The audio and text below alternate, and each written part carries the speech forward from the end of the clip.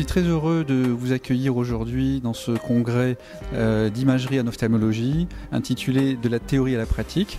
Ce congrès est installé dans le centre de congrès CAP 15 qui nous permet d'accueillir plus de 250 participants avec plus de 60 orateurs.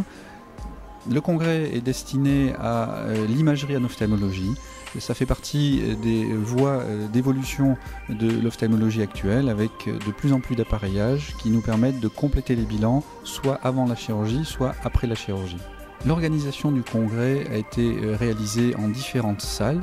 Les inscrits peuvent choisir soit d'assister à des cours théoriques, soit à des cours pratiques. Les cours théoriques ont été séparés en différentes salles. Nous avons une salle destinée à l'imagerie de la rétine, une salle destinée à l'imagerie du glaucome et une salle destinée à l'imagerie de la cataracte et de la cornée. Il y a aussi une salle destinée aux orthoptistes qui permet ainsi de former des orthoptistes à toutes les techniques d'imagerie.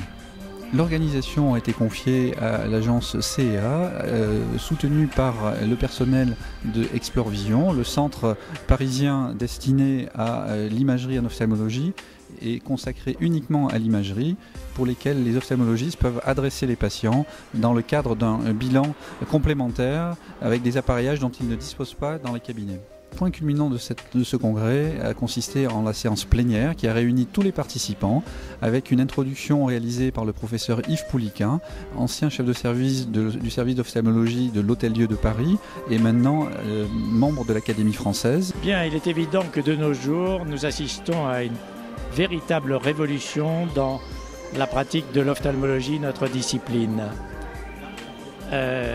Pendant longtemps, seule la science des signes, des symptômes nous a permis d'aller au diagnostic et cette séméologie, comme on l'appelle, nous permettait de faire la preuve de maladies diverses, mais souvent avec des hypothèses qui n'étaient pas toujours vérifiées.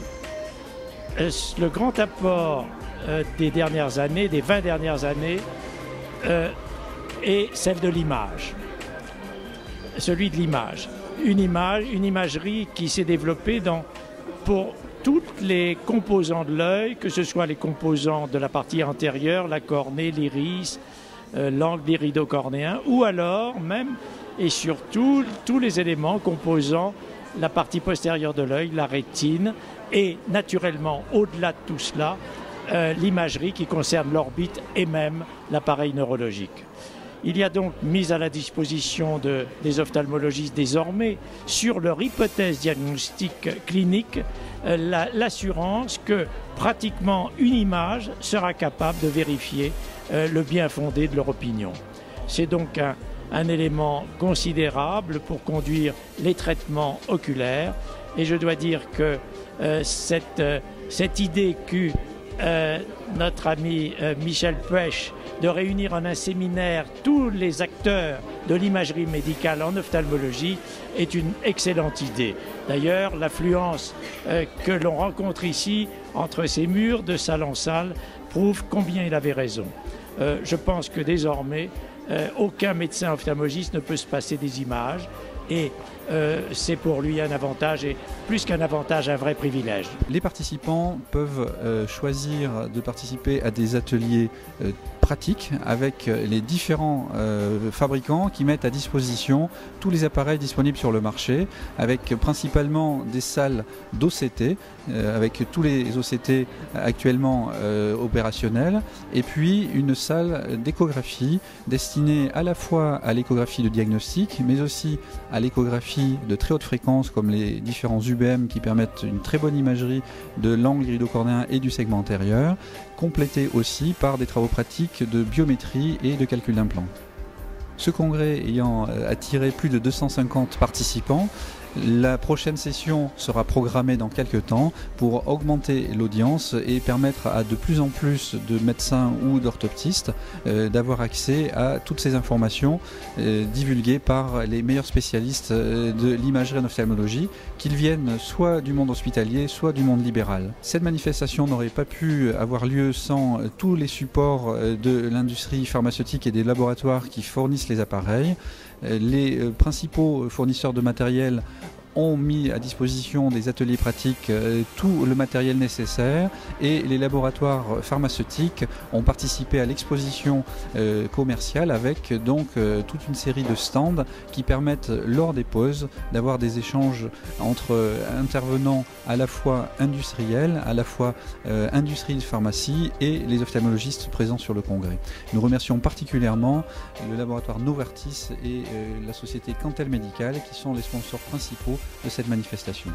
Voilà, donc je voulais surtout insister sur l'importance de cet événement, de cette innovation dans le domaine de l'ophtalmologie et l'image, comme on l'a vu ce matin, ce midi et on le verra cet après-midi, est vraiment une révolution dans notre discipline. En matière de cornée, de segment antérieur, on pouvait un petit peu s'étonner de l'intérêt de l'imagerie moderne. Et il faut avouer que le développement de la topographie cornéenne, par exemple, nous a permis de découvrir des pathologies de la cornée qu'on n'imaginait pas jusqu'à présent. La microscopie confocale qui permet in vivo d'examiner la cytologie interne de la cornée et de faire le diagnostic de kératite infectieuse est quelque chose de tout à fait révolutionnaire. L'UBM qui permet d'analyser le segment antérieur de manière très originale. L'OCT qui permet, lorsque la cornée n'est pas transparente, de bien visualiser ce que l'œil ne voit pas. Tout ça, c'est vraiment une révolution d'imagerie et nous sommes vraiment ravis que le Dr Puech ait eu cette idée innovante de nous réunir aujourd'hui. Les techniques d'imagerie ont considérablement évolué dans le glaucome avec l'analyse des fibres nerveuses rétiniennes et de la tête du nerf optique.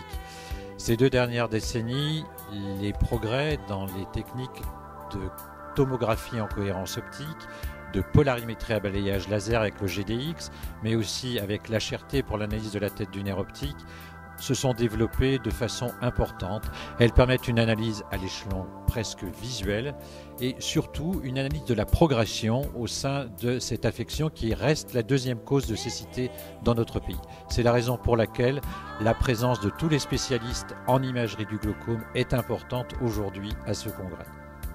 Grâce à l'importante affluence qu'a vécu ce congrès, nous pouvons envisager la prochaine session et donc nous tenons à remercier particulièrement tous les participants, qu'ils soient médecins, ophtalmologistes ou orthoptistes ou secrétaires, ainsi que tous les intervenants commerciaux et nous vous donnons rendez-vous pour la prochaine édition de ce congrès qui sera organisé dans un futur proche.